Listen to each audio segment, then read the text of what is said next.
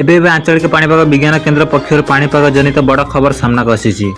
ବର୍ତ୍ତମାନ ଯାହା ସୂଚନା ମିଳୁଛି କି ଆଜି ଏବଂ କାଲି ଓଡ଼ିଶାରେ ପ୍ରବଳ ଅତି ପ୍ରବଳ ମାତ୍ରାରେ ବର୍ଷା ହୋଇପାରେ। ଏହି ବର୍ଷାକୁ ଆଖି ଆଗରେ ରଖି ଆଞ୍ଚଳିକ ପାଣିପାଗ ବିଜ୍ଞାନ କେନ୍ଦ୍ର ଆଜି 5 ଜିଲ୍ଲାକୁ ୟେଲୋ ୱାର୍ଣ୍ଣିଂ ଜାରି କରିଛି। ଆଉ 4 ଦିନ ପର୍ଯ୍ୟନ୍ତ ବର୍ଷା ହେବାର ସମ୍ଭାବନା ଅଛି ବୋଲି ସୂଚନା ଦେଇଛି।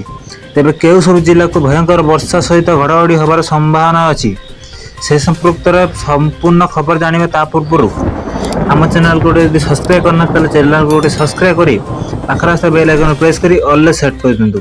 ଆପଣମାନେ ଏମିତି ପ୍ରତିଦିନ ପାଣିପାଗ ରିଲେଟେଡ୍ ଲାଟେଷ୍ଟ ନ୍ୟୁଜ୍ ଜାଣିପାରିବେ। ଚାଲନ୍ତୁ ସମ୍ପୂର୍ଣ୍ଣ ଖବର ଉପରେ ନଜର ପକାଇବା।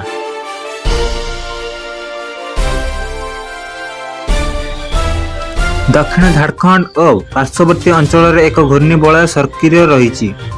ଏହାର ପ୍ରଭାବରେ ଝାରସୁଗୁଡ଼ା ଏବଂ ଉତ୍ତର ଆଭ୍ୟନ୍ତରୀଣ ଓଡ଼ିଶାର କିଛି ସ୍ଥାନରେ ଅଳ୍ପରୁ ମଧ୍ୟମ ଧରଣର ବର୍ଷା ହୋଇଛି।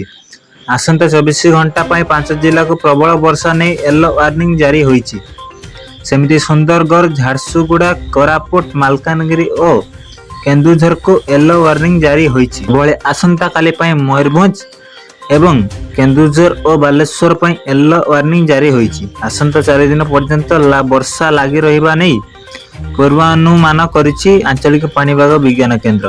ତ ଏହା ଥିଲା ଆଜିର ପାଣିପାଗ ଜନିତ ଖବର। ତ ଏମିତି ସବୁଦିନ ପାଣିପାଗ ଜନିତ ଖବର ଜାଣିବା ପାଇଁ ଆମ ଚ୍ୟାନେଲକୁ ଗୋଟେ ସବସ୍କ୍ରାଇବ୍ କରନ୍ତୁ। ପାଖରେ ବେଲ୍ ଆଇକନ୍ ପ୍ରେସ୍ କରି ଅଲ୍ରେ ସେଟ୍ କରିଦିଅନ୍ତୁ। ତ ବ୍ୟୁରୋ ରିପୋର୍ଟ ଓଡ଼ିଆ ମାନିକ।